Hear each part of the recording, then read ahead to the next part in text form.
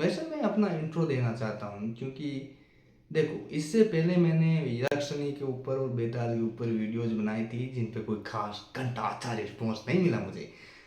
मगर फिर मैंने सोचा कि करंट अफेयर्स के वीडियोस बनाता हूँ, मैं उसमें भी फेल हो गया। फिर मैंने अपने एडिक्शन के ऊपर ध्यान दिया कि वास्तविकता में मुझे क्या अच्छा लगता है।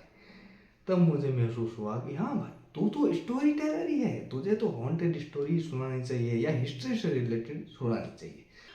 तो शुरुआत करते हैं एपिसोड नंबर 1 की, रावण। चाहे वो हिस्ट्री हो या माइथोलॉजी या फिल्म सी ले लो, ओल्ड फिल्म सी ले लो, अगर सबसे ज़्यादा सुपीरियर कैरेक्टर कौन सा होता है? हीरो का कभी नहीं होता, वो एक विलन ही होता है जो कि किसी फिल्म के ओरा को सेट करता है। चाहे तुम बड़े बड़े फिल्म मेकर्स की मूवीज ले लो, जैसे कि तुम बाहुबली ले लो, बाहुबली के अंदर भलाल देव का कैरेक्टर काफ़ी ज़्यादा इंटरेस्टिंग लगा मुझे, बाहुबली के कैरेक्टर से भी ज़्यादा।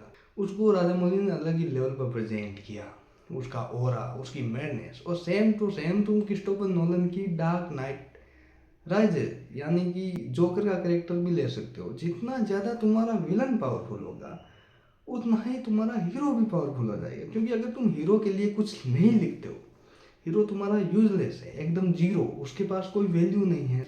अगर तुम्हारा विलन पावरफुल है, अगर हीरो ने उसको डिफीट किया है, तो हीरो ऑटोमेटिकली पावरफुल हो जाता है।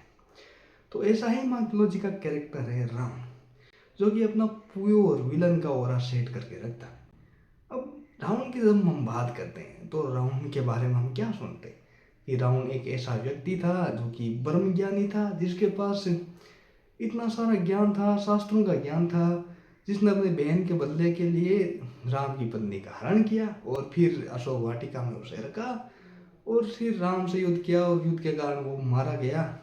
उसका सबसे बड़ा पाप यही था कि उसने सीता का हरण किया। उसके अलावा उसके कभी भी डार्क पास्ट की बात हम नहीं करते, जो कि हमें करनी चाहिए।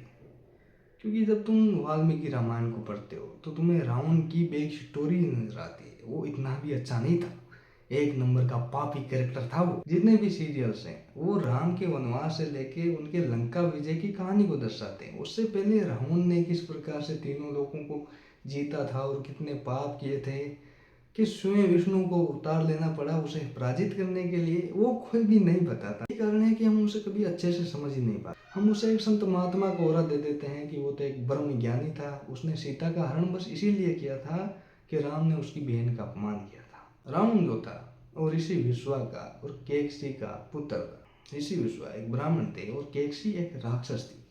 मतलब तुम समझ सकते हो, इतने सालों पहले भी इंटरकास्ट मैरिजेस होती थी, आज नहीं होती। हाँ, तो उनके मेल मिलाप से बना था रावण, जो कि ब्राह्मण भी था और राक्षस भी था। एक तरह से रावण एक ब्रह्म राक्षस था और रावण ने ब्रह्मा जी की घनघोर तपस्या की और उनके तपस्या फलस्वरूप रावण को ऐसा वरदान मिला जिससे उसने ना खाली 3 लोगों को जीता, बल्कि अपने भाई यानी सौतेले भाई कुबेर की लंका के ऊपर भी उसने विजय प्राप्त कर ली और कुबेर को बाहर निकाल दिया।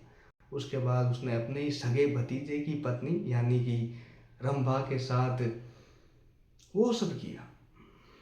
मतलब कि तुम सोच सकते हो कि कितना गिरा हुआ इंसान था। इस कारण कुबेर के बेटे ने उसे श्राप दे दिया था कि तुम अगर किसी भी स्त्री को उसकी मर्जी के बिना छूओगे तो तुम्हारे सर के 100 टुकड़े हो जाएंगे और तुम उसी वक्त काल के गाल में समा जाओगे। इसी यही कारण था कि रावण कभी भी सीता को छू नहीं पाया, इतने ज़्यादा समय तक अशोक वाटिका में रखने के बावजूद भी।